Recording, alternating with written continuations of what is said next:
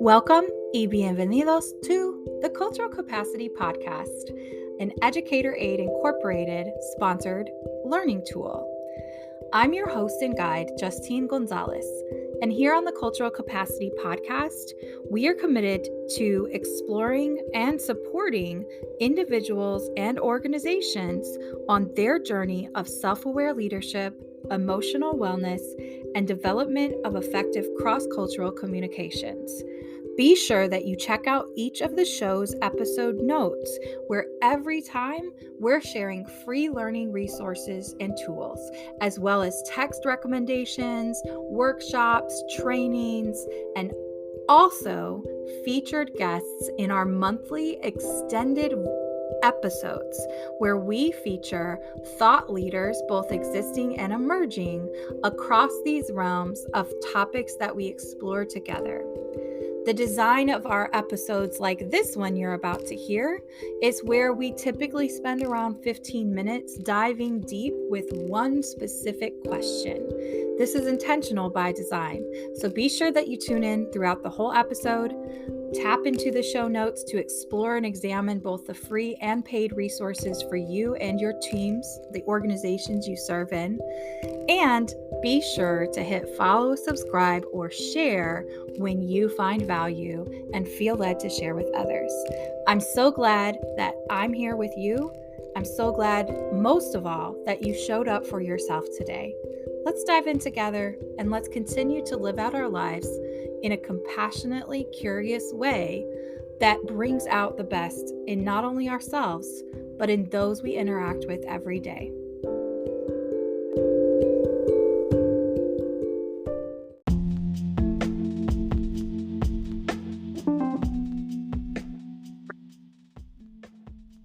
Welcome y bienvenidos to this episode of the Cultural Capacity Podcast.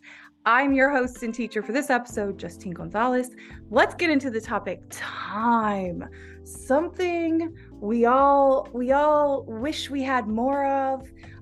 Maybe some days we wish it would go faster, depending on your age, or maybe you're waiting to hear from a potential job opportunity. So you're always watching the time. You're watching the number of days that has passed since you've heard from the potential employer. Whatever it is, sometimes it seems like time is not always working in our favor. At least that's how I felt sometimes. But that has been beginning to shift over the past few years. And that has been very intentional for me.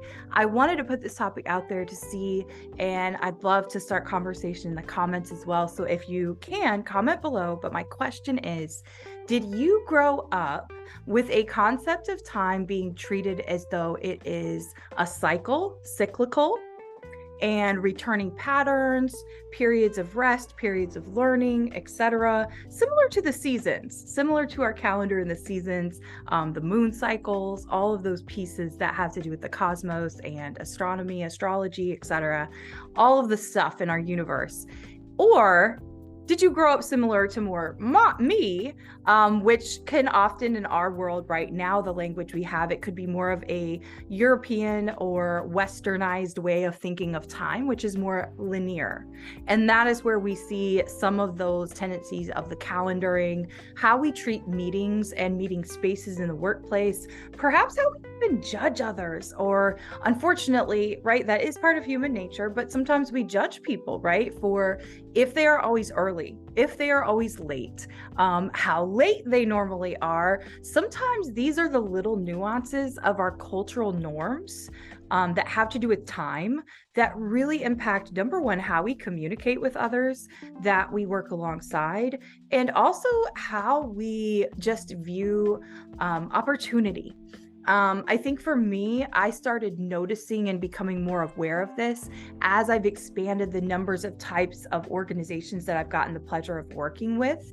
And you get a feel really quickly for the current climate and culture. Climate is really how things feel, how the environment consistently feels. And I always have, shout out to Dr. Steve Gruner. I have a professor and colleague of mine in the space of research. And he always says, I can change the climate of a whole entire building in the snap of a finger. I can simply pull the fire alarm. So think of climate in those terms. When we say culture, whether it's a personal culture or organizational culture, we often, it's kind of the way how we do things around here or how we do business, kind of the modus operandus. And norms, one norm has to do with how we utilize and manage time.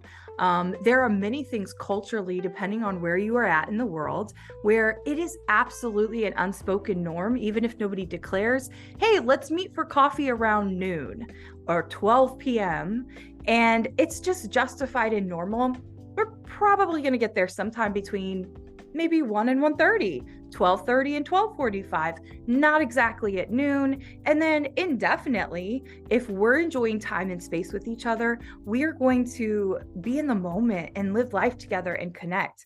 I tend to love that. And when I started traveling more in my adulthood, it felt like a refreshing drink of water to visit places where I wasn't bound to, hey, I have a hard stop at this time. On the flip side of that, because I still live in the United States, I was born and raised here with a very westernized mentality and being on a timeline and accomplish this by this point in life type narratives. And I think that's common for people in my age range as well in the States. I'm a millennial. And in my 30s. And I think many of us grew up with that. That's how a lot of our public education system is fashioned and some of the soft skills that we're taught. So again, it just really depends on how you've been raised. And one of the reasons I wanted to throw this as a topic out there for you to think and ponder on today is I find myself returning back to this concept a lot. It impacts how I make decisions. It impacts, honestly, my levels of anxiety and noticing these things about myself and how I treat time, how I value others' time, how I value my own time. It impacts so much. So I want to throw it out there as a way to challenge you to just think about it for yourself and become aware of if you're getting ticked off that somebody's running late, why are you ticked off? And then is it a conversation you need to have with them? Maybe it's a consistent abuse of a boundary when you've already said, hey, on this day when we meet, I have to be done by this time because I pick up XYZ person in my life. And maybe that person hasn't honored it and they always show up 25 minutes late. So then it feels to you like they are disrespecting what you voiced that you need and a need that you have that's legitimate and valid. So there are circumstances where we have to really assess, is this something I need to have a conversation about? Or is this a cultural norm that I'm okay with compromising because there is something beautiful about going with the flow in XYZ situation? I think every situation is unique. Every situation is different. And there might not always be one perfect way to operate, whether you see time in a linear way or if you see it in a more cyclical way, that we have more than enough time to do what we need to accomplish, which is how I have shifted. And I would say specifically past 5-6 years, because I have been a full-time entrepreneur. So for me, I had to get more comfortable with thinking outside the box, very much coming from a very structured day of being a former teacher and K-12 principal and superintendent. So that's a kind of 180 for me, and how I've learned how to shift my perspective of time. Would love to hear your thoughts, would love to hear what you're thinking as you ponder these things for yourself. And let's continue to get compassionately curious together. Thank you so much for subscribing, sharing the episodes. We can't thank you enough. It helps us continue elevating what we do around here. And I encourage you to check our past episodes, including all of 2023's Featured Voices episodes. I cannot wait until 2024. We have so many incredible guests already lined up, and I can't wait for them to just share a snapshot of some of their lives with you all. I learned so much from our guests and with them, and I hope that you're tuning into those and going back and rewatching. If you haven't seen every guest from 2023, they are all just magnificent. So thank you to each of our guests, and thank you to you for showing up for yourself. Let's continue to get compassionately curious together. Take care.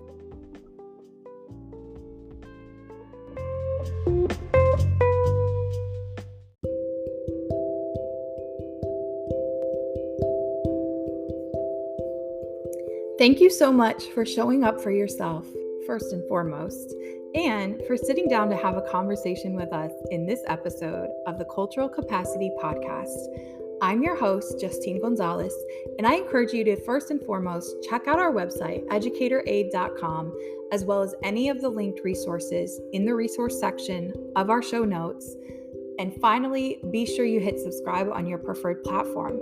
For podcast preference, we stream on Audible, Amazon Prime, Apple Podcasts, Google Podcasts, and Spotify. Don't forget to give us a 5-star review when you're over there on those platforms. And then you can also click to subscribe to our YouTube channel. This is also in the resource section of our show notes. The reason why you would want to subscribe to our YouTube channel, number one, it is where we stream and premiere all of our featured voices interviews, which also include video, especially if you want to see, hear, interact with, and feel like you are sitting down a part of the conversation. I would always recommend that modality. However, it's also the place where we're going to continuously be releasing free high-level learning workshops for you and your team. So you're going to want to hit subscribe to the Educator Aid Incorporated official YouTube channel, as well as check out all of the resources that we put in the resource section of the show notes. Again, thank you for tuning into this episode of the Cultural Capacity Podcast. Let's continue to get compassionately curious together.